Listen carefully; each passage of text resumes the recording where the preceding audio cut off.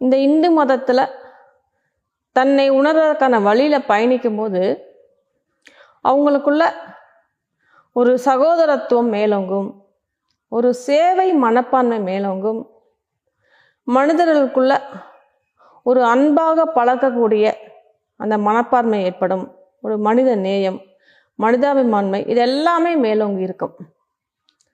அப்படி இந்து மதம் மேலோங்கும் போது சமுதாயமே அடுத்த கட்டத்தை நோக்கி அந்த நாடே அன்பால் மலர்ந்து இருக்கும். இப்படி ஒரு தனிப்பட்ட நட்பண்புகளை வளர்த்து நாட்டோட வளர்ச்சிக்கு ஆதாரமாக இருந்து ஒவ்வொரு மனிதனுக்குள்ளேயும் இருக்கிற அந்த இறைவனை உணர்வதற்கு ஆதாரமாக இருக்கும் அந்த இந்து மதத்தை எந்த ஒரு தீய சக்தியாலுமே அழிக்க முடியாது. என்ன அப்படின்னா, அத்தனையுமா இருக்கும் அந்த பரபிரம்மனால் உருவாக்கப்பட்ட இந்த இந்து மதத்தை எவராலையும் எக்காலத்திலையுமே அழிக்க முடியாது.